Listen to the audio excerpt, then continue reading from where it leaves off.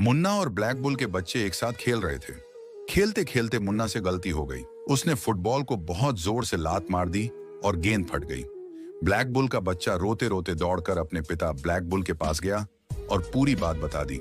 ये सुनते ही black bull गुस्से से पागल हो गया और आया धाया देखे बिना मुन्ना को बहुत बुरी तरह पीट दिया। मुन्ना की माँ खबर सुनकर तुरंत ब्लैक बुल के पास पहुंची और बोली, तुमने मेरे बच्चे को क्यों मारा? ब्लैक बुल अहंकारी अंदाज में बोला, मेरे बच्चे की फुटबॉल फट गई थी इसलिए मारा। और बस यही बात लेकर दोनों के बीच भयंकर लड़ाई शुरू हो गई। लड़ाई के बीच एक खतरनाक वार में मुन्ना की मां जमीन पर गिर गई और उसी पल दुनिया से चली गई। मां की मौत से मुन्ना टूट गया। वह रोते रोते दर्द में चिल्ला उठा, लेकिन उसी रोने रोजने के बीच उसके दिल में प्रतिशोध की आग जल उठी। उसने कसम खाई कि एक दिन ब्लैक बुल को हरा कर रहेगा। मुन्ना घर लौटकर मैदान में खड़ी मेहनत करना शुरू कर देता है।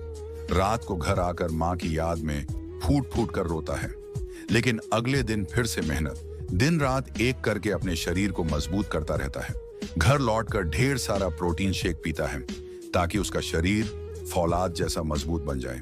30 साल बाद मुन्ना एक शक्तिशाली, तंदुरुस्त, अजेय योद्धा बन चुका था और फिर वह ब्लैक बुल को अखाड़े में फाइट के लिए चुनौती देता है। आखिर वह दिन आ ही जाता है। अखाड़े में आमने सामने खड़े थे मुन्ना और ब्लैक बुल। घंटी बजते ही शुरू हो गई खौफनाक कुश्ती। कभी मुन्ना ब्लैक बुल को जमीन पर पटक देता, कभी ब्लैक बुल मुन्ना को हवा में उछाल देता। चारों तरफ की भीड़ चिल्ला उठती। अगर मुन्ना को जिताना है तो लाइक सब्सक्राइब करके कमेंट में लिखो मुन्ना।